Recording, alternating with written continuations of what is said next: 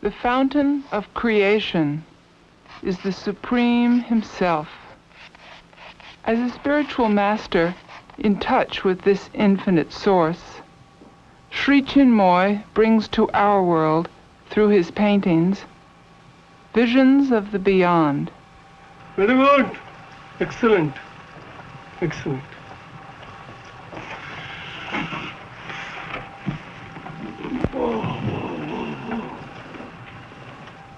I see so many worlds mingling together.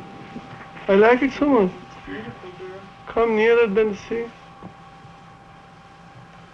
Through his art, Shri Чинмоя invites humanity on a journey of spiritual discovery.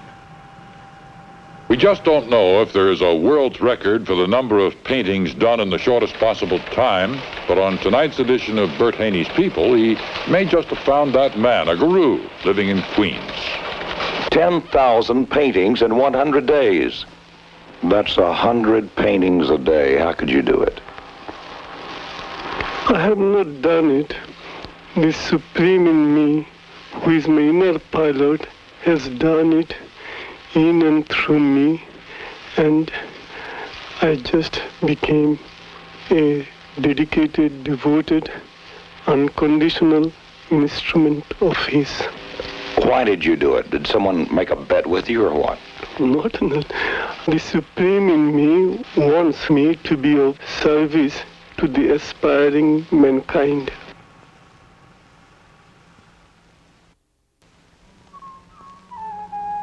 As a boy in India, Shri Чинмоя developed his interest in painting.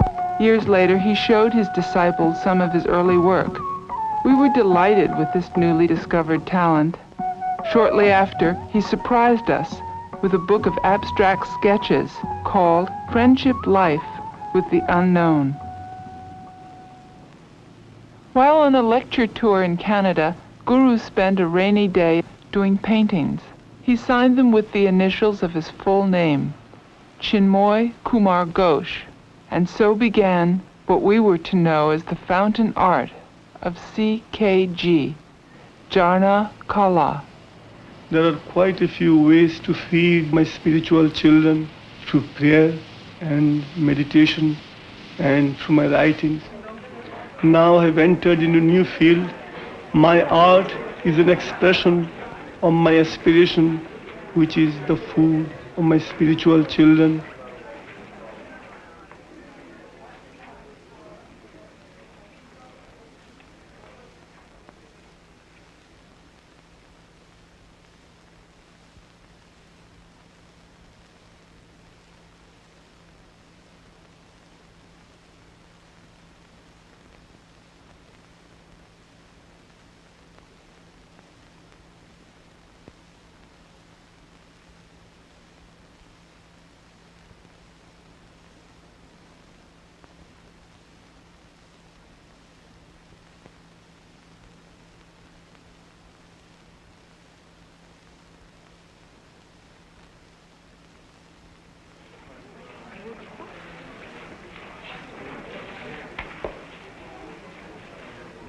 We were inspired and amazed to see Guru's first 1,000 paintings, but we had no idea that this was only a beginning.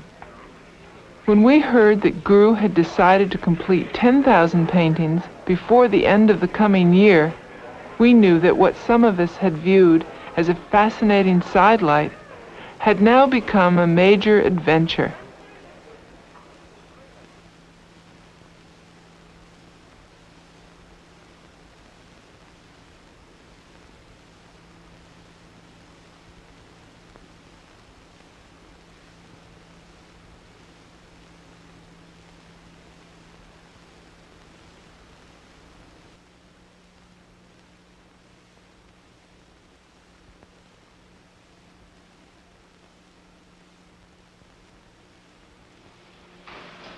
I have to tell you one thing. For an ordinary person, inspiration is something that at times that inspiration bird comes and stands in front of him. At times the bird flies away in spite of his repeated requests to stay in front of him. But in the case of a spiritual person, it is a different matter. He creates inspiration.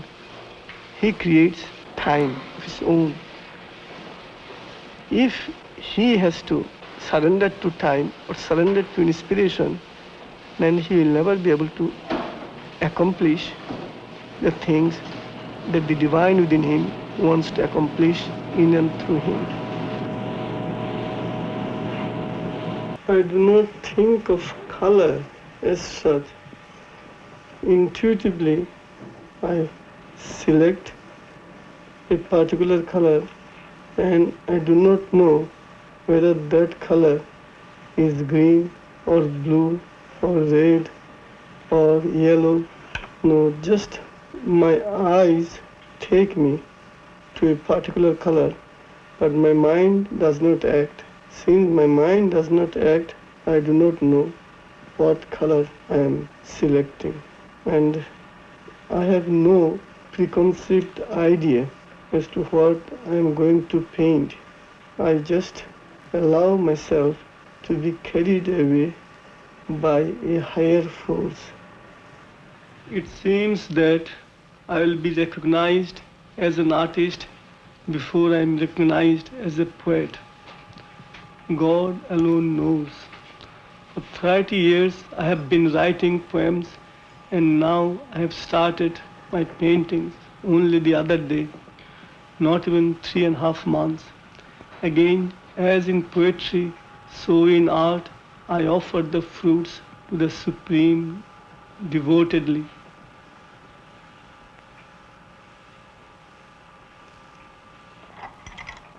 Guru immersed himself in his work, spending endless hours seated in his chair, finishing painting after painting. Still maintaining his busy schedule of lectures and meditations, he painted while traveling to his centers and to his meetings at the United Nations. On February 26th, after months of intensely concentrated work, Guru resolved to finish what we had thought might take all year. In the next 21 hours, he created 1,000 paintings. The goal of 10,000 had been reached. Supreme, I bow to thee. Supreme, I bow to thee. Supreme, I bow to thee.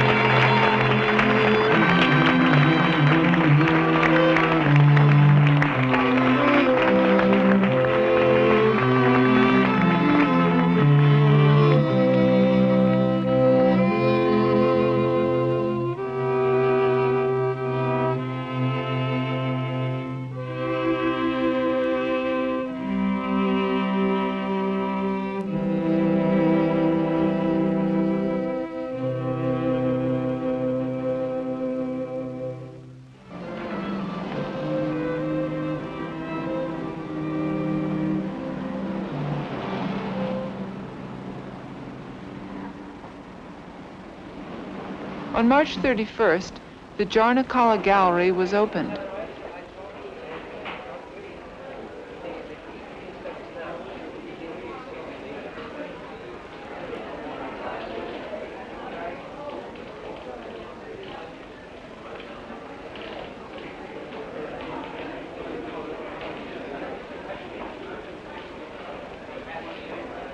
Among the first viewers were artist Paul Jenkins and collector Robert Scull.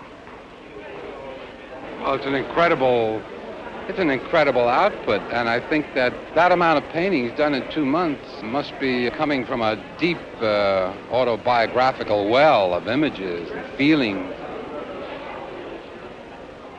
The abundance.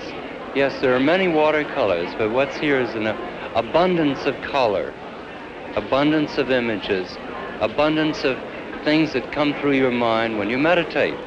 And I don't look at them with a tough eye, say like, an artist, art critic. I look at them for what they are, for his joy, and it stabilizes once and for all for me the heart chakra.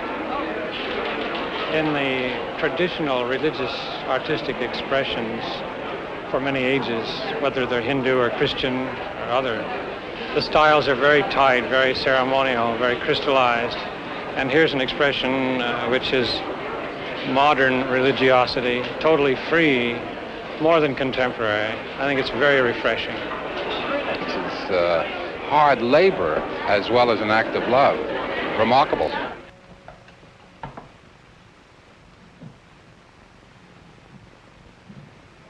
As Guru continued to paint, new styles and techniques began to emerge.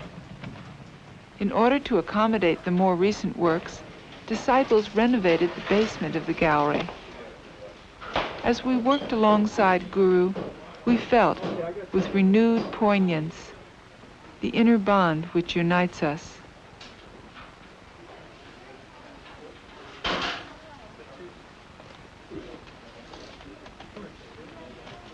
Our sense of fulfillment came not from setting up an art show, but from the awareness of the opportunity Guru was giving us to join him in his mission to inspire humanity. Even the most menial task had meaning. The Supreme said, I want you now to be my absolutely most perfect instrument. I want you to. From now, you may not become an artist, but if you become his best instrument, you become at that time his living breath. Don't forget, there are many downstairs. Okay, I won't Downstairs, forget. I won't forget. The opening night guests at Guru's new exhibit included artists Peter Max and Edith Montlack. As an artist, I must say, I do admire very deeply his sense of color, the rhythm in his strokes, his lovely compositions, the sunny light that emanates from his canvases. I feel that his art has a tremendous way of inspiring and uplifting the viewer. So from that point of view, I do feel that his art is extremely important in this 20th century, and I think it will leave a very great mark in the world of art for the future.